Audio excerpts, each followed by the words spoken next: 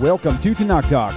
I am your host, William Hall, broadcasting live out of Kingsland, Texas, USA, with episode number 28 of Controversial Issues with Rabbi Chaim Coffman from the Holy Land. Today's discussion, this morning's discussion, wherever you live, is going to be on casting out demons and spiritual warfare. Interestingly enough, that's some stuff that is going around a lot in certain circles. To be, I guess you could say, more precise on the circles would be where I've actually seen it from. More precisely in one, more like one circle, not really many, but just one. But the whole spiritual warfare thing. Coming through, like for example, this particular person, and I won't mention who it is. Rabbi, you know already, so I'll probably have to leave it there. Would be like, you go up, you're like, oh, how you doing, William? Oh, I got a headache.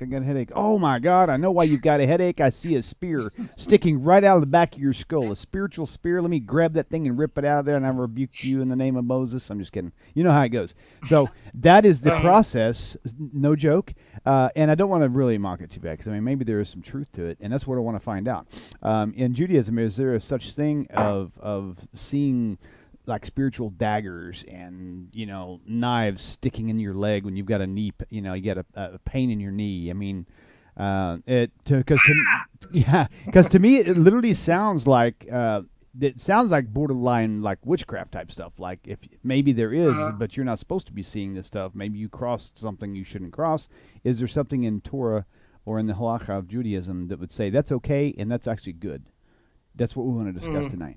So, what do you think? What sayest thou? Glad to be here after a long respite. I think everyone's had a good, definitely had a good break. Certainly for me, your system's held up okay.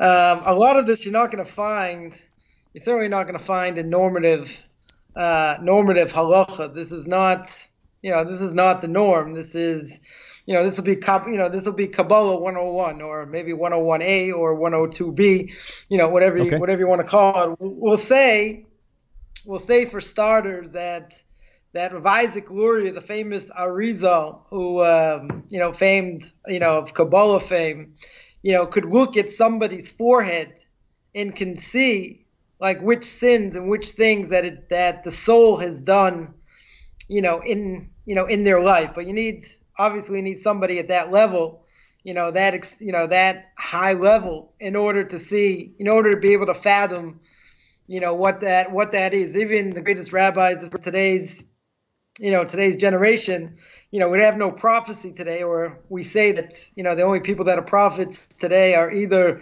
young children or imbeciles. So there is no prophecy. The lowest form of prophecy that some great people have in this generation is what we call Ruach HaKodesh, or we call divine inspiration, right? That means that a person's getting, information that they wouldn't normally know, and God is giving them, that information. But when it comes to, this type of thing, it's, you're talking about Kabbalah, that's for sure. That's, that's one thing.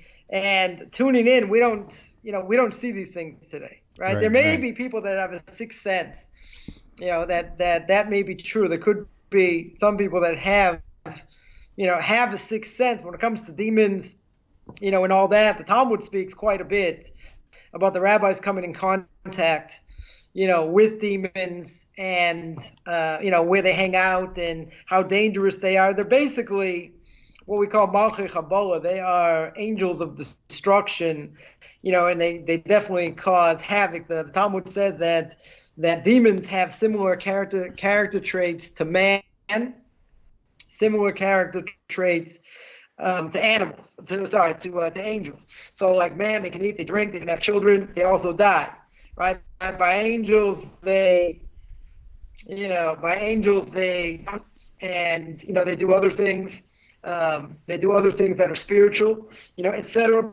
But their power today has been tremendously weakened, right? Been absolutely tremendously weakened,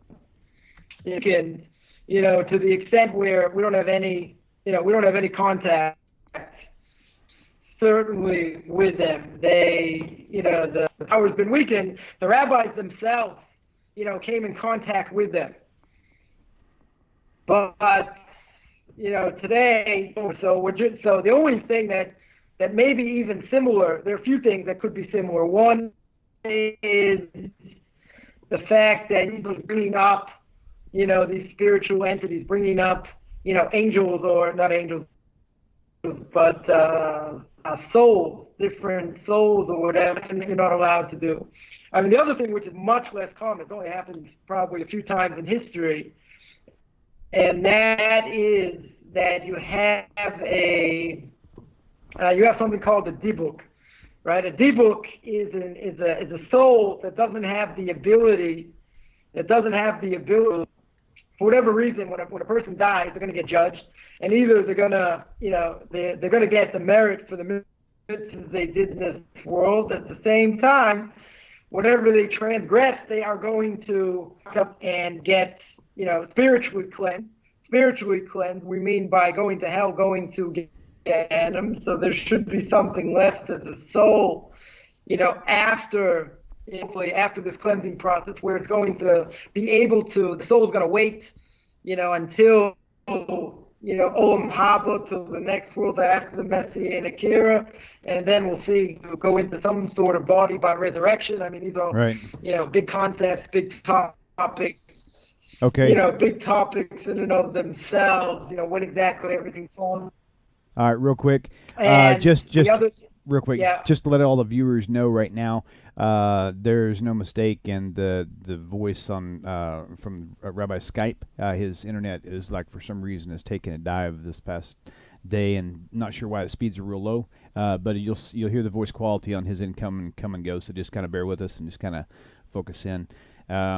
Okay, so one thing that came to mind as you're telling me all this stuff, it's because it does seem to be pretty clear that the stuff it's a real thing, but the way I've always kind of understood it would be if all the stuff is real, and not to be confused with Israel, if it really is legitimate, there would have to be rules associated with dealing with such things. Like, for example, I mean, everybody knows that police officers are real, and police officers who have the authority to wear the badge, to wear the uniform, who drive the car, also have the authority to pull people over and give tickets and citations, right? But even if I had a police uniform, I don't have the authority to go around pulling people over. I get thrown in jail myself. So when you find somebody who's in the Christian circle or in the Messianic circle who are buried in idolatry, and they're doing this stuff, doesn't necessarily mean it's not real. It just means that they really don't have the authority to be tampering with stuff, right?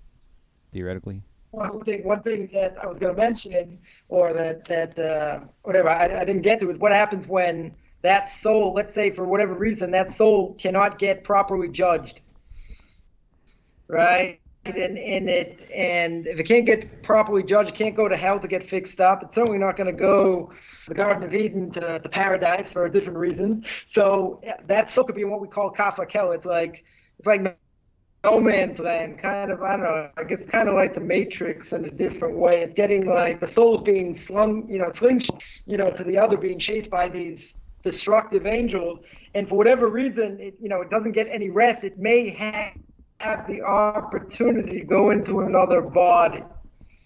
Now, if it goes into another body, over that soul, right, takes over that other soul in that body, and what it does is that other soul is sort of, I don't even know what the word is, that soul sort of gets, it's there, and that's what we call a dibuk, right? A dibuk means that the soul has no rest, and it actually goes in another body because there's nowhere else to go, so they do. It's not an exorcism, but there have been a few where I think the Rabbi Chaim was involved in one where he got the soul to go out. He had to do whatever in order to get the soul to get out. So that that doesn't happen. That's only happened a few times. Let me ask you a question. It's not. Yeah, go ahead. Before I forget, while you're on this, so it sounds like, for example, this person who has that ability to see all these things, it sounds like what you may have been saying was that person who is using that ability has that ability because of this other soul that entered his body, because this other soul is restless, which makes it sound like the vessel, that person who's doing. No. He only has the ability because he's on an extremely high spiritual level, and he's got the ability to be able to, to take the soul out. That's the only reason. What you're talking about specifically, sounds a lot to me like sorcery. Okay. Right. In other words, what I'm seeing that is I see this, I see that. It doesn't make sense that a normal person is going to be able to see it. Certainly, someone who's on a very high spiritual level, there are certain things they'll be able to fathom, in different ways. But for everybody else, the vast majority of people, let's say I'm talking about observant Jews, they're going to have no connection to this, none whatsoever. So everyone can rest assured, I got none of those powers, so you're all safe. But, so you're saying it's not cool to have those powers? A person can have a sixth sense. Right. Right. There are people that have had, that have learned with angels, that angels have come and learned with them, but they're on an extremely high level, on a high spiritual level. Everything else is like playing with Ouija boards and using names of God that you shouldn't be using, and it's all sorcery. Right. That's the only reason anybody should be able to tap in. It's all black magic. It's all, it's all from the dark side. Right? Well, I can definitely verify that this person does use names of God that is not permitted. So that's so that's it. I mean, otherwise, it's impossible. It's impossible to tap into that world unless you're on an extremely high spiritual level. Give one example. The same Chofetz Chaim, someone hid under the bed or under like a table or something where the Chofetz Chaim was learning. He used to learn for a certain time. I don't know, in the attic of the shul, or the yeshiva where he was, and like he was learning with an angel. Like someone actually gave testimony saying that he saw this thing with eyes, didn't see a body, that the Chofetz Chaim was with learning with. Otherwise, if you're talking about great people like that, they're tapping into the right side. If you're talking about just about anybody else, they have to be using either names of God or black magic or whatever, which actually last week's Parsha spoke about the fact that Abraham gave to the children of Hagar, right? He gave everything spiritually to Yitzchak, and he gave gifts, the Torah says. He gave gifts to the children of Hagar. What were those gifts? Those gifts were names of God, right? They were names of God. And he sent them to the east. Now, we understand that when he sent them to the east, it means he gave them this black magic stuff and sent them to the Far East, which is probably the main reason why in the Far East you have probably the most amount of impurity in the world because of all these names that are used in, etc. So, the obvious question would be that if Abraham knew all about this stuff. I mean, he did write a book on Kabbalah also. Nonetheless, why did he give it to his kids? Why did he give it to Hagar's kids? Right. That doesn't make a whole lot of sense. But Rabbi brings down that possibly could be he gave them these names in order to differentiate them from what would later become the Jewish people. In other words, let's send them far to the east. Let them, I don't know, make totem poles, use all these different names and have fun with it, turn people into frogs and, all this fun stuff, but they will never, ever, ever be part of the Jewish people. Right. Right? They are going to be they're going to be totally separate. Now, that's, far from me to, disagree with what my Rebbe says. On the other hand, you still have to ask the question, that if these are what we'll call spiritual cootie names of God, and people could use them for tremendously bad things, why in the world would Abraham give it to his offspring? I mean, the bigger question is the Ramchal says in Derech Hashem, in the way of God, the Ramchal says that these spiritual forces exist and God created them. God allows them to exist. Now, he doesn't go in, he just mentions, when he speaks about demons in general, he just mentions these spiritual forces. Now, you have to keep in mind that these spiritual forces, above whatever we do in this world, everything is manifested from above. In other words, God gives the spiritual power to these forces, and these forces carry out whatever God wants them, whatever God wants to carry out, in this world, which which actually boggles the mind, because whatever we do has spiritual and physical repercussions. You have all these spiritual and God's will. Right. I mean, they can't act on their own. That we spoke about fallen angels, right? They can't act on their own, but He gave them this power. He gave them a tremendous amount of power. But the Ramchal, the book Derech Hashem, the way of God, is steeped in Kabbalah, but he does not at any time give any reason why God did this. Right. He's just setting up how it works. Gotcha. Right, but he didn't say, he doesn't say why do we need demons for? Well, if I knew that, you think I'd be turning everyone into frogs? Of course I would. It'd be a lot of fun. Right. Get rid of all my enemies. But at the same time, these spiritual forces, like everyone wants to know, so why did God create demons? Well, how do I know I created demons? But they had a lot more power, in the physical world, way back when, than they actually do now. Now, can people, if they want to, can they tap into this? Mm-hmm. Can they tap into this negativity? They can. If they want to, it'll be hazardous to your health, right? It could also kill you in the process. That's, that is no question, and that has happened. People tell different stories of, bringing down souls that they weren't allowed, Ouija boards, other things, and it caused absolute, havoc. So God allows these things in the world for the sole reason that He gives us the ability to tap in if we want to, not that we should, right? But the bottom line is there's a lot of things we see in the world we have zero idea. Right. Zero idea, what we see, at all. But I think you're 100% right. Any of these people doing any of these things and being able to see things and explain things or whatever, not based on normal, natural, the natural way of the world, then there's only one or two explanations. Either they're an unbelievable spiritual level where God's allowing them to tap in, or they're on an extremely low level and they're tapping into the negative side that God allows them to tap into. Right. So that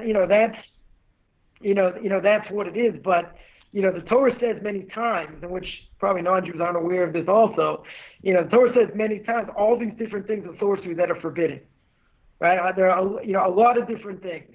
And non-Jews don't realize that, for them also, for them also it's forbidden. I saw brought down that, if you take certain things and put them together, you're playing with creation, not that God wants you to, right? In other words, if you take a horse and a donkey, what do you get? You get a mule. Right. Now there's there's an end result of taking these two things and putting them together, right? But keep in mind, the mule's a very strong animal. There's only one problem with the mule. It's sterile, right? So anytime you play with these different things in creation, you're not going to be able to create something that's going to be able to perpetuate, to the next generation. In other words, it's going to be made because nature will allow it to be made. God's not going to stop it. At the same time, He's going to leave it, and then that's it. It's going to disappear until it's made again. Right. And that's why it's forbidden for a non-Jew, because they're absolutely playing with, fire, playing with creation, and something that, they have no right to tap into. One thing that's a characteristic of this person I'm mentioning to you is I would explain this person as a walking time bomb in their attitude. 1 minute they're nice and cuddly and warm, and next thing they're like biting your head off. And I'm thinking with no self-control, like at all, and also with no conscience or no, it's almost sociopathic. They don't really, it doesn't bother them if they hurt someone else. They just, all they care about is their own feelings, about keeping themselves feeling up and charged and empowered. And I've seen this. They could be bipolar. You could have any number of other. Bipolar is a possibility. Other problems. There's a possibility of that for sure, I think. So, okay. Yeah, but that doesn't necessarily have anything to do with this. I mean, it could be. Right. I mean, in theory, in theory, this is, like I said, I've heard many stories of, people playing with these things and becoming bipolar from tap in, like Talmud, like the Talmud says, if you want to tap into the wrong side, God's not going to stop you. Right. If you want to tap into the right side, He's going to help you.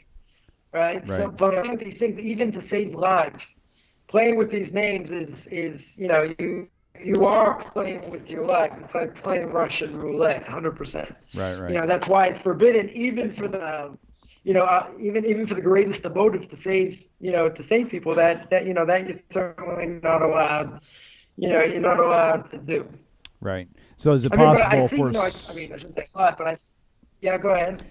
So would it say, like, if somebody was tampering with this and they actually were able to succeed in doing so, you said it is dangerous for them. I mean, could something like that cause a person to become like bipolar because they were like accessing things they shouldn't have and creating another personality? It could cause them to be bipolar. It could kill them. It could literally kill them. Repeat what you just said. I'll give you one example. First, sorry, go ahead. Repeat what you just said. It sounded hard to understand. So I said that, if a person is playing with the thing, it can actually kill you, right? It could literally kill you. And the reason is because, let's say people were playing with the Ouija board, right? I heard someone tell their story. They were playing with a Ouija board, and they brought up whatever soul they brought up, and the soul is saying, don't do this. It's so painful. It's this. It's that. You may not live to regret. You may not live to regret it, and all this and all that, and one story was someone actually got thrown through, right? That the soul got so upset, it just picked this person up and threw him through a window. Oh wow! Another person would happen is they came home, and they were all shaken up by this whole thing. They come home, all the doors, all the windows are locked. He opens the door, and the entire place is trashed. Wow. Now there's no way they got in. There's no even entering. There's no broken windows. There's no. Yeah, right. I don't know. There was. Right. He walked inside and his house was entirely ransacked. Right. So bringing the soul down to this world. A soul doesn't walk to this world. There are ways. Sometimes, if the soul's not that far up, you can actually use certain incantations and other things in order to bring it down. But you're causing the soul, as far as I know, right, which isn't very much, but causing the soul undue pain. And if you cause the soul undue pain, it can do anything to get you to stop. And one of them could be picking up and throwing you through a window. So you're it sounds like fun. People say, oh, I believe in it, I don't believe in it, whatever. You don't have to be in a high level. Bottom line is to tend forces. These forces, a person could easily tap into. All they have to know is how to say the incantation. They have to know how to say the name, and it can have an unbelievable power. There was a story here years ago of someone was able to heal people in a miraculous way. Someone went undercover to check it out. And what this doctor was doing was using a certain name of God, his whole face, all his whole body, and it was using different, souls, angels, whatever, in order to do whatever, he wanted to do. So this stuff is, it's very much real. Here in the land of Israel, you have the greatest amount of purity against the greatest amount of impurity at the same time. So you have these forces going against each other. I always wondered, why in the world, if these things are so powerful, and a person could have have desire, have power. All you have to do is know how to say these incantations, know what you're doing, give you tremendous amount of strength in so many different ways. Why in the world God would allow that?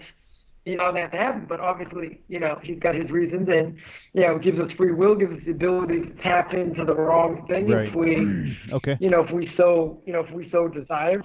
Yeah, but you're seriously, more than playing with fire. All right, let me by doing it. Let me go ahead and go into another question. And again, some people are just tuning in. They're wondering about the sound.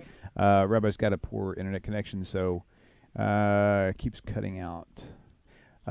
Golden Truth 153 said need to fix mic, keeps cutting out. I'm assuming he's talking about yours, but it's not. It's an internet issue. It's not a mic issue, unless you're talking about me. If you're having a hard time hearing me, then yeah, there could be something there. But okay, so the next question is Dana Martinez asked a question, a good one. She said, "I'm truly baffled. How can we have demons when we don't have a Satan?" The way the church teaches it. So. Why? Why is that a contradiction? Demons, spiritual forces. Okay. Right? They're spiritual forces that do whatever God wants it to do. Satan, as we understand it, is evil inclination, angel of death. The only difference, the major difference between what Judaism says and what Christianity says is that Satan does not have free will. He cannot just do whatever he wants. Gotcha. Okay. All right, let's take this caller real quick. Right. Caller, So that's a major difference. Yeah, go ahead. Okay. Caller, welcome to the show. Please tell us your name, where you're calling from. Yes, my name is John, and I'm calling from California. Hello, John. Welcome to the show. What's the question for Rabbi? I have a question for this Rabbi. In the beginning of the show, he was talking about demons and stuff, and from what I learned from Tovia Singer is that God is in control of everything. Satan or the devil doesn't run the show, and neither do demons. That God is in control of everything. Gotcha. I think that's what I've learned. John, stay with me for a second. The blended question I'm going to kind of spin off this is because one thing I remember asking Rabbi Singer, but I don't remember the answer he gave because half the time I'm spending more time like directing the show than I am actually listening. But one of the ideas was... You don't even miss it. Come on, you don't even hear the question. Well, with you I can, but when you get with Rabbi Singer, it's like we give him a question, he goes on, because he's got so much to say, he just goes on for like 30 minutes on one question, and I get to sit back and do my punching, right? So the question I would kind of spin with this, and I don't want to detract from, or I don't want it to take away from his primary question, but I think this is in line, is that we know according to Judaism that the Satan, the Satan is actually under authority of God. God has to give him permission. But are demons also? Are there rogue demons out there that just do their thing in chaos, that don't have to submit necessarily? No. I think that's kind of in line with your question, right, John? Any spiritual. Are you still with me, John? Hello? Yeah, you still on the phone with us? It's hard to hear you on the phone. What was that question again? Oh, that's okay. I think we got your question. I think we got the question on here. We'll let Rabbi take away with it, okay? All right. Thank you. Okay, thanks for the call. Bye-bye. Okay. All right. So are there such things as demons rogue? Any of these spiritual forces, right? Any of these spiritual forces, whatever they are, clear as day, certainly according to the Torah, there are no rogue demons. Okay. There are no, rogue anything. They God is absolute. If you say that these things have power by themselves, they're another then God. what you're saying is that God doesn't have the ability, he doesn't have the ability to keep things in check. If he doesn't have the ability to keep things in check, then he can't be God, right? And everything is evolved by reward and punishment. So therefore you can't have, a rogue demon, rogue Satan or whatever, say, I'm going to do whatever I want. That can't happen, right? They can only act as God wants them to. They are, they're spiritually programmed DNA, right? Just like an animal can't act outside usually of its own DNA, right? So too, angels, they're only messengers. Demons, same thing. They're just more nasty, I guess, as far as we understand. They're just more nasty type of, spiritual forces, whatever God wants them for. But they for sure, as Rabbi Singer said, and I certainly concur and agree, and that is that they do not have, absolutely don't have free will, right? That's total Christian concept. Okay. Not, certainly not within Judaism. Gotcha. Oh, boy. Okay, so, guys, the phone lines are still open, so if you want to give us a call, call in 855-952-4253. I just put an ad up there that has your name on it. For some reason, it still had somebody else's name on there. I had to take it down real fast. 1-800-PIZZA PIE, right? Yeah, how'd you know? Call for good time. Come to That's time. good. That's good. Okay, so before that caller called in, do you want to revisit anything you were talking about before, if you remember what it was? I don't remember. No, what she had said, what Dana said was pretty much a similar thing about they don't have power. They have, they have their own, they have their own free will. I mean, so you have to go back when we did are there any, there's such a thing called, fallen angels. So within Judaism, again, that's certainly not the case, but it doesn't mean that if we really wanted to, we could tap into the dark side and actually, have control over certain spiritual forces. That doesn't mean we can't do that. It's just we shouldn't. Gotcha. We shouldn't do that. And again, that gets into the bigger question, which we're not going to answer, is why God put them there in the first place. Right. Because God could do everything himself. It doesn't need messengers. It doesn't need any of that. But, just like the rabbinical court or, the court in this world works the same way up there. You have these spiritual, these angels. Every time we do something, good, we get an angel, bad, we get a bad angel, whatever. And then when a person gets judged, all these angels come and they give testimony. Right, so there's testimony upstairs, like there's a court works upstairs like it does down here. In the same way, there are different tribunals, different heavenly courts. God oversees all of them. So if they're going a little bit to the left or a little bit to the right, and God wants to keep them, at the right, intervals or whatever, then God certainly, oversees all that. Right, but then that's the question. Why does God need them? He could have just done everything himself, but he has usage for whatever he wants to do with these, with these angels, and these forces, and they are the ones that carry out, for better or for worse, they carry out everything that goes on, because everything. The interesting part is everything starts from above.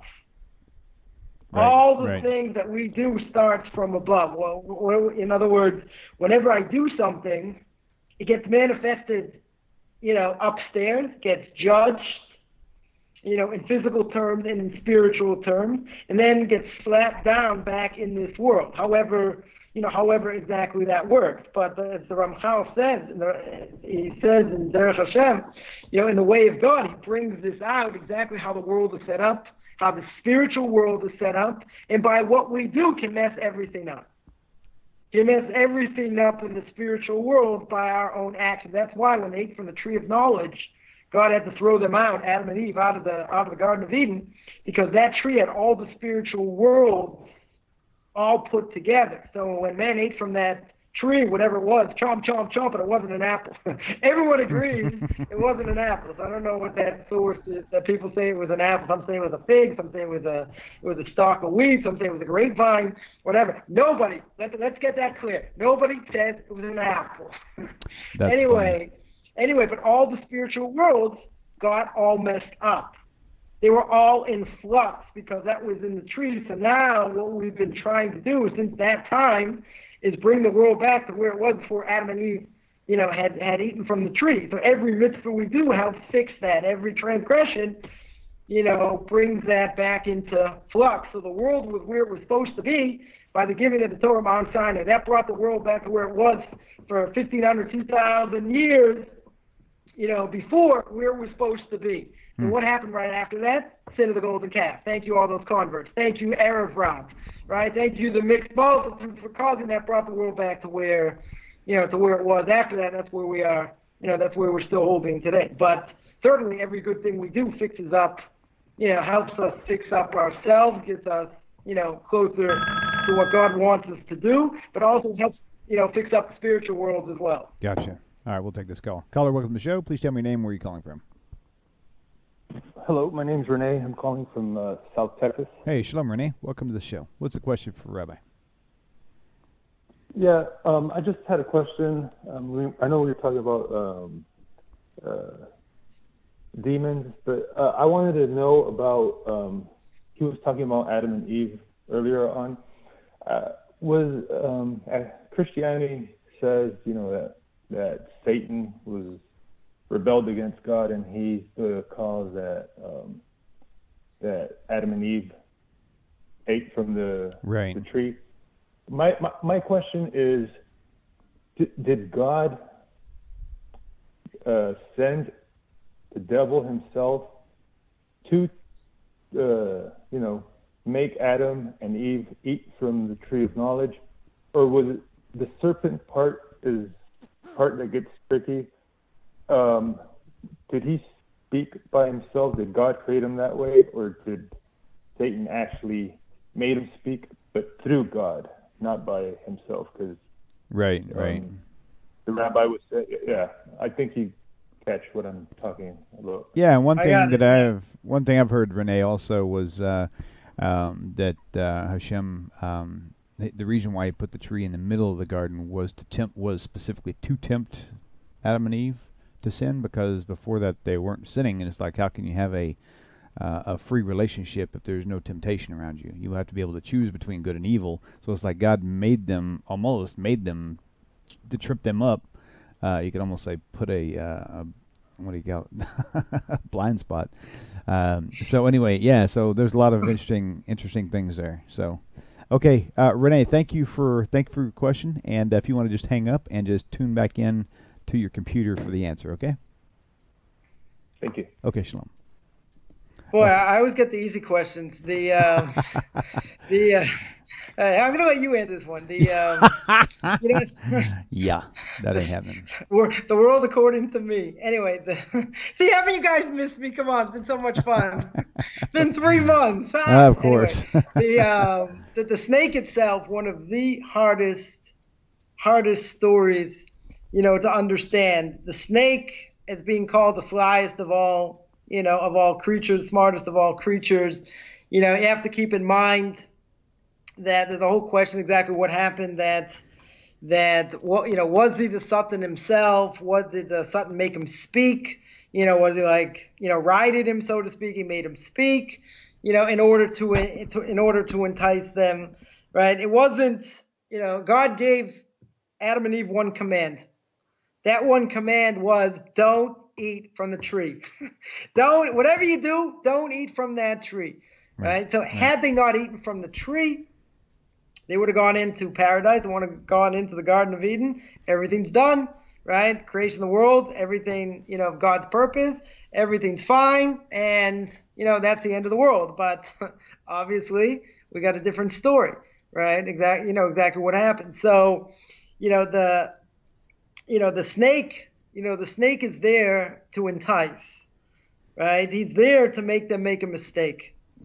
Right? Is he a fallen angel? He's not a fallen angel, right? Let's go to the beginning of the book of Job, right? If you go to the beginning of the book of Job, right, Satan comes, right, Mr. S will call him, and says that God should test Job, right? He's giving him, wealth and children and all this good stuff. He says, let me have some fun with him, and we'll see if he blasphemes against you. So God says, fine, I'll let you do that, but you don't kill him. You can do anything you want. You can't kill him, right? So from there, it's pretty clear he can't do what he wants, right? So the snake itself, again, if he's the angel of death, if he's the evil inclination, he's a messenger. That's all he is. He's doing God's will by whatever he wants. So he gets the snake, right, to entice Eve, and she eats from the tree. Right, that's what he was supposed to do. That was his job. Obviously, he did a pretty good job, of it. But he's not acting. Again, it's people who've been ingrained, with this Christian idea that he came and rebelled and he did what he wanted. In Judaism, there's no such thing. Everything has a plan. Now, obviously, it's not what God wanted, right? He wasn't interested in the fact that he should eat from the tree, because now God has to change everything, right? He has to bring death to the world. Death is not a Jewish concept. Right, most people are shocked when they hear that. Yeah, let's repeat that. Death is not a Jewish concept, because man wasn't supposed to die. That's why God throws them out of the garden, because he's afraid they're going to eat from the tree of life. Because if they eat from the tree of life, right, then how are they ever going to get atonement? Right? So he puts these fiery angels around the tree, and they get thrown out because if they eat from the tree, fame, right? They're gonna live forever. Anyway, so you can't live forever, right? Because if you live forever, that's it. You're gonna go against, this whole idea of death. And I think according to Kabbalah, it says that when a person dies, the first person they see is Adam, and they say to him, because of you, I had to go through this process of death. And part of his atonement. Part of Adam's atonement is that whenever every person does that and he nods and he says, yea, verily. Do you know what yea, verily means? No, I didn't think so. Anyway, he says, yea, he nods. And when he nods, that is part of the atonement. That's part of the atonement process. Because let's just take it one step further, because there's a very deep story here, right? Let's take it one step further, and Adam understood. Adam understood that if they eat from the tree, what the possibility could happen. So evil at that point was outside of a person. What does it mean it was outside of a person? So imagine a person's walking in the forest, he's walking in the forest, and he sees a pit that's like 500 feet deep. So he understands that if I fall in the pit, I'm going to die. Or, possibly I could get seriously hurt. So what does he do? He walks around the pit. Does that mean he doesn't have free will? Of course he has free will, right? But he understands things that are around him, things that are good, things that are bad. So Adam made the following calculation. He says, if I take evil inside of me and I overcome my evil inclination, right, what does that do? What it does is that when I do the right thing, then I get merit exponentially. Okay. Right? Because I went against my evil inclination. I uplift my soul and my body. If I do the wrong thing, then just the opposite. I debase the body and the soul. So Adam answers God and says, but isn't this true?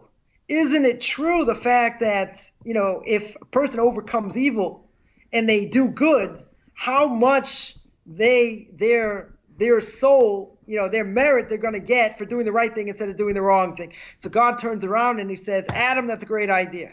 That's an unbelievable idea, unbelievable concept. You're 100% right. There's only one problem. What's the problem? I didn't create the world for that. This is what ended up happening. It's not what I wanted, right? But, I gave you the opportunity to choose between good and evil. And even if I agree with you that, having the evil inside of you, now you're fighting 24/7, against the evil inclination, and you can reach yourself to a much higher level in a much quicker time, God says 100% that's true.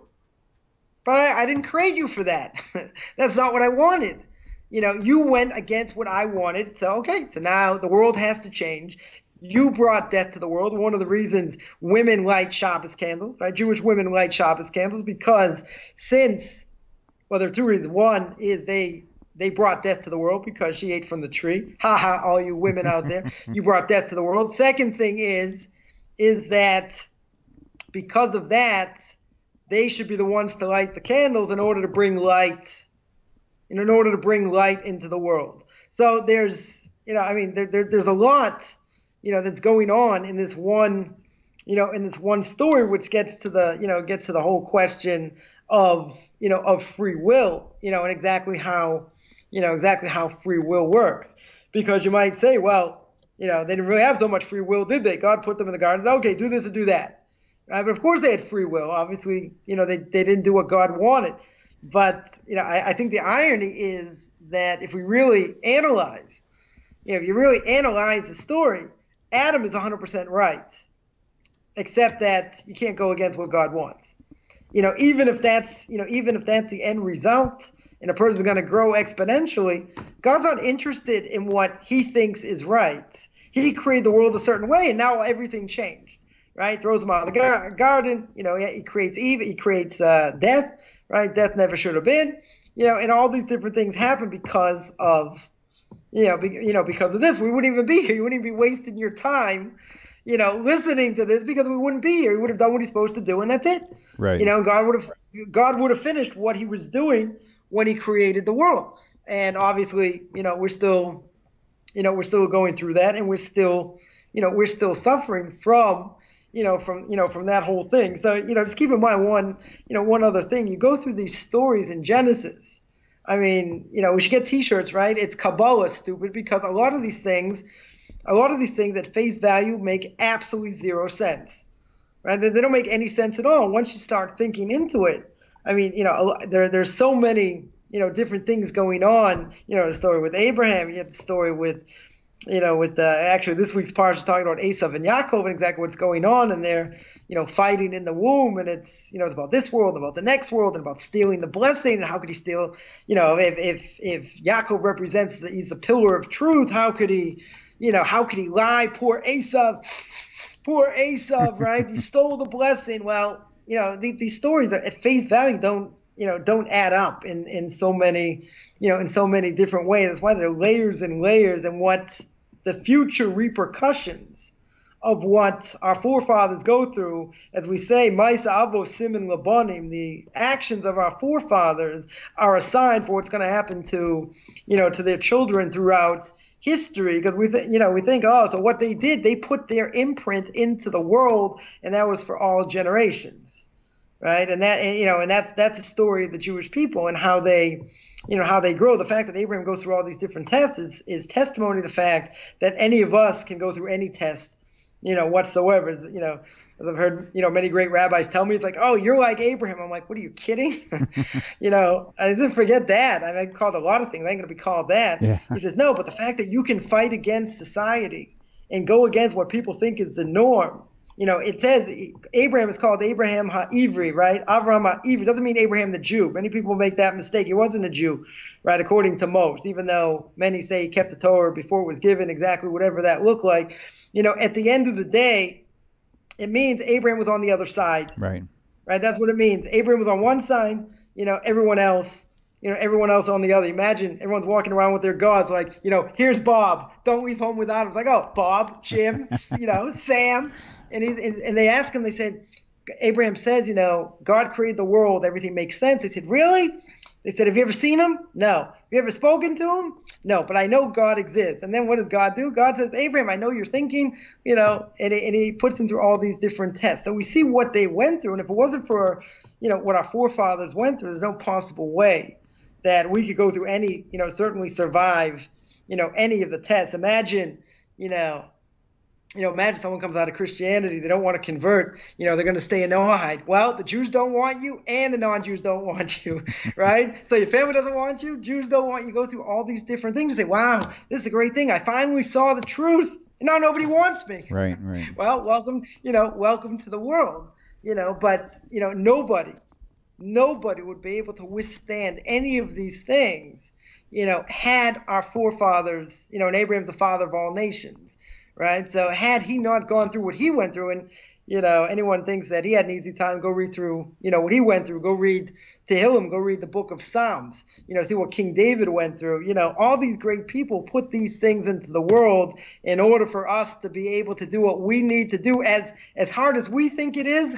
This is picnic, this is a picnic compared to what they themselves went through in their own lives. I mean, it boggles the mind, but it gives us a drop of hope that there is hope for us. But that's the only reason, we can overcome these things in any way, shape, or form. Well, I tell you what, that was a mouthful. That was an earful. I can keep going, right? You Come on, you don't stop me now. I'm on a roll. Yeah, you could, but then I would go probably late on another show, so we'll probably have to cut you off right now. Of course, it's always me. Cut me out because I blew you up. Go ahead. Make my day. You're on a good roll. Hey, go ahead. I don't shop here, right? Yeah, that's funny. I've got a picture that I have on my phone. I want to see if I can. No, it's actually, I think it is on phone. You're going to love this. You won't be able to see it right now, but when you go back and watch the show, you'll see it. I wasn't really trying to go for that, but you know how they've got these camera apps on the phone where you can actually pull your picture up and you can add sunglasses and add just really crazy stuff in there. So I had this one picture that I was goofing around with just to see. One of them has where all my hair is like all gray, and I freaked my kids out. They're like, "Oh my God, you look so old." I'm like, "Yeah, thanks." And then the other one. I just started putting all these things in there, and I actually wound up making it look like I was Sylvester Stallone in Cobra. I'm gonna see if I could find that real fast. It was, and I thought of you immediately. I was like, I've got to show Rabbi Coffman this. Where is my camera? Who else you going to think of on these shows except for me? Come on. I know, right? That's funny. Where is it? Hold on. If I can't find it within about another 15 seconds, I'm gonna pass. And I'll have to show you guys later. I'll put a picture on Facebook or something. Yeah, maybe that's what I'll do. I'll just upload it, and I'll just say I'll have the caption. Go ahead. I don't shop here. Oh, that's funny. Yeah, I don't think I can find it that quick. It's buried too deeply in here. But nope, I lied. There it is. Oh boy. Okay, so let me see if I can select it. Okay, except that it's not a toothpick in my mouth. Sorry, dudes. It looks like I'm smoking a hooter or something. I don't know. Let me see if I can switch cameras here. It is just kind of funny. Okay. If it's not a toothpick, it's not authentic. That's it. There it is right there. So you got to come back and look at this thing, like right near the end of the movie. And yeah, that's me with some weird, I don't know. I'll take a look. Oh, man, it's been fun. It's been a blast. Hey, Rabbi, thanks for all of your... tumbleweeds in your mouth. Oh, it's been fun. What can I say? All right, Rabbi. Well, we'll see you. Thanks for putting up with me. Yeah, of course. You know that's right. We have to deal with it. You know, it's just one of those things that comes with the territory. So yeah, so cool, man. Thanks y'all for tuning in. We'll see you same time, same place. 2 weeks. 2 weeks from now, as long as Rabbi's schedule will work, we'll stick with the time that we did today. I need to compress all the shows into 2 days instead of 4 days until I get the studio up. So anyway, so take care, everybody. Shalom, shalom, shalom, Rabbi. It's been a great pleasure seeing you again. Take care. Shalom. Shalom, shalom, everyone.